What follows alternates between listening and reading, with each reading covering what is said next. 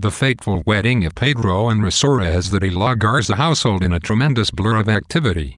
The kitchen is consumed with the preparation of the Chabela wedding cake, the recipe for which begins this chapter. The wedding feast requires gigantic proportions of food. 170 eggs for the cake and 200 roosters to be fattened up and served as capons.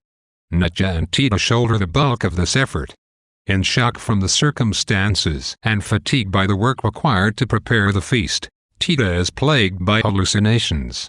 Mama Elena sternly declares that she will not have Tita ruin the wedding. Tita continues to cook, but eventually she and Natcha near the point of breakdown. When Mama Elena leaves the kitchen, Natcha encourages Tita to release her emotions before the wedding. Finally able to express herself, Tita breaks down into endless tears. After weeping profusely, Tita continues cooking and finds that her tears have made the cake batter soggy. Later, Tita accidentally runs into Pedro in the garden while picking apricots. He makes it clear that he still desires her, wishing to explain himself. However, Tita refuses to hear him out.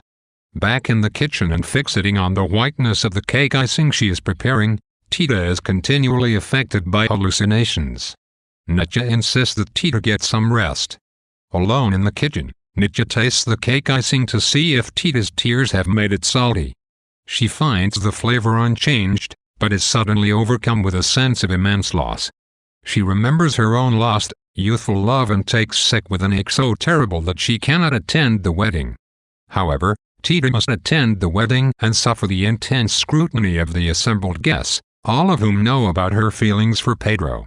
She is harassed by their comments and stares, but maintains a stoic appearance. As she passes through the receiving line, where guests congratulate the newlyweds, Tita is forced to face Pedro, who uses the opportunity to whisper to her that his love for her is undying.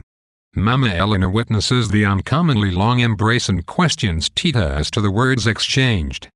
Tita does not divulge what happened, but is scared by Mama Elena's threats and tries to stay away from Pedro and Rosaura.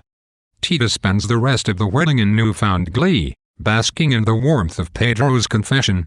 The guests begin to eat the wedding cake, and everyone is reduced to the same fit of longing and wailing that struck Natcha earlier. The heartache is coupled with bouts of vomiting, and the entire wedding party is ruined. Having left immediately after eating a single piece of cake, Tita is the only person to escape the scourge. Her gaiety over Pedro's love is tempered by the physical pain of the vicious beating she suffers at the hands of Mama Elena, who is certain that Tita purposefully poisoned the wedding cake. Tita is unable to convince her mother otherwise and unable to seek defense in Natcha, who is found dead, clutching a portrait of her lost lover. The weakness and hallucinations that Tita experiences while preparing the wedding feast are physical manifestations of the heartache that begins with her terrible cold. She fixates on the wedding cake and wedding gown, which serve as dreadful symbols of her hopeless love. The focus of her hallucinations on the whiteness of these objects comments on the purity of Tita's emotions, in contrast to the loveless, and hence impure, nature of the impending union between Rosaura and Pedro. Additionally, the color white evokes ideals of femininity and womanhood, ideals to which Tita will never be able to conform because she is forbidden to love and marry. White also represents a virginity that Tita is never supposed to escape.